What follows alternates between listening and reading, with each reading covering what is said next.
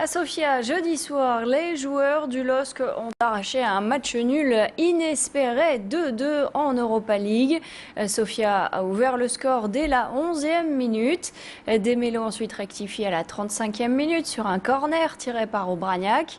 Un partout à la mi-temps. À l'issue du match se joue dans les 10 dernières minutes avec un nouveau but de Gadjev à la 82e.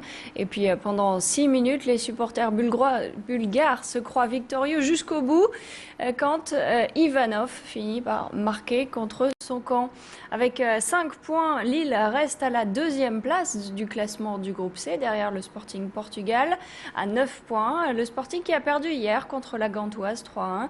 Sofia et Gand sont à égalité avec 4 points. Les Dogs ont maintenant rendez-vous dimanche avec le championnat pour la réception du leader Brest. Martine Aubry et Pierre de Saint-Ignon visitent une maison témoin, non pour acheter, mais dans le cadre de l'inauguration du programme Fleurs de Lille, un vaste programme de reconquête d'une friche industrielle à l'île Sud, la friche Fauvet-Girel. L'originalité, il s'agit de 3 rangs de 62 maisons, toutes différentes, dessinées par 20 architectes. Une sorte de pot-pourri de façades très différentes en bois, briques, verre ou acier. Le quartier comprend aussi 74 appartements et 36 logements sociaux, le tout parfois en accession sociale à la propriété. Il s'agit là d'un des pans du grand projet urbain de la ville. C'est une opération au total de 172 logements. Il y aura à la fois des logements collectifs, donc dans des petites résidences maximum de 3 étages, avec des appartements de toute taille, du type 1, du type 2, du type 3. Et puis il y aura surtout des maisons donc, qui pourront y compris accueillir des familles. Et la particularité, c'est que chaque maison est dessinée par un architecte différent. On a, je crois, une vingtaine d'architectes qui ont été coordonnés, qui font chacun quelque chose de différent, mais qui donnent un ensemble très attractif. Au terme d'une réunion qui a duré 4 heures à Paris, l'intersyndicale a décidé d'organiser une 9e journée de mobilisation nationale contre la réforme des retraites. Ce sera dans la semaine du 22 au 26 novembre, mais les modalités et le contenu seront redéfinis lors d'une nouvelle réunion lundi. La CGT poursuit ce matin son travail de terrain. Les militants sont ce vendredi au métro 4 cantons. Ils bloquent le parc de la Haute-Borne. Un préavis de grève reconductible a aussi été déposé par les conducteurs de bus à Transpol pour un débrayage qui aura lieu entre 16h30 et 18h30 et qui touche le réseau bus uniquement. Enfin, je vous le rappelle que samedi 6 novembre, un appel à la manifestation est lancé dans toute la France. À Lille, le cortège part à 14h30 de la porte de Paris. Les écologistes le surnomment le train de l'enfer. Dans la nuit de vendredi à samedi, un convoi ferroviaire transportant des déchets nucléaires part de la Manche pour rejoindre l'Allemagne. Il va passer par notre région, par Arras, Douai et Valenciennes vers 2h du matin. Hier, nous recevions sur ce plateau Laura Hameau du réseau Sortir du nucléaire, le réseau qui estime qu'en cas d'accident du convoi, le potentiel atomique serait l'équivalent de 2 Tchernobyl. On connaît le tracé, mais on connaît également les horaires. Nous avons réussi à nous procurer les horaires et donc nous les avons rendus publics sur notre site et via un communiqué de presse. Le train partira du terminal ferroviaire de Valognes à 14h20. Donc Valognes, c'est dans la Manche.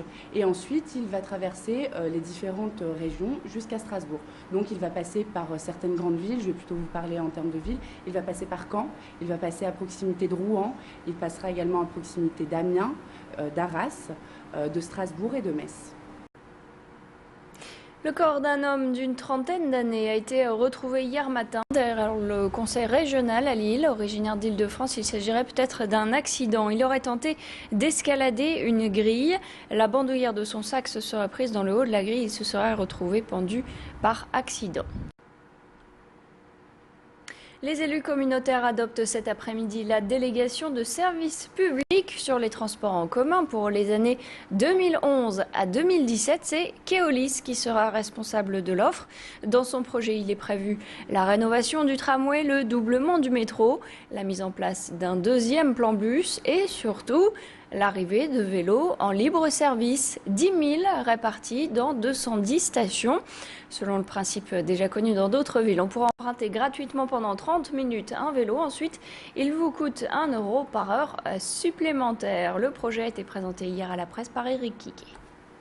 Aujourd'hui, la part du vélo dans les déplacements, c'est 2%, donc c'est très faible. Et on a l'objectif politique de multiplier par 5 cette part du vélo, donc 10% en 2020.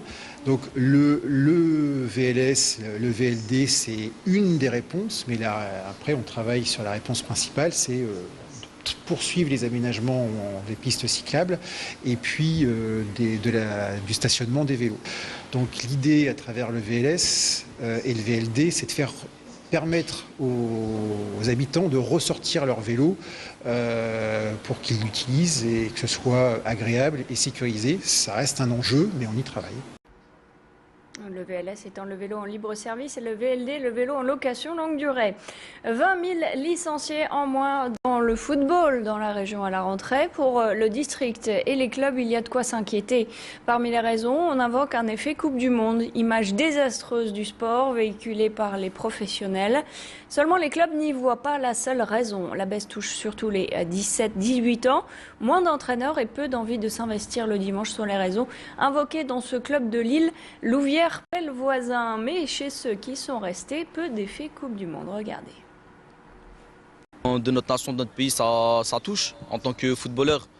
On fait partie de ce cercle ouvert, fermé, ça dépend des moments, mais c'est vrai qu'on est touché dans notre amour-propre par rapport au football. Ah, je suis passé au-dessus, vu que moi c'est le plaisir du football, moi j'aime bien le pratiquer, c'est tout.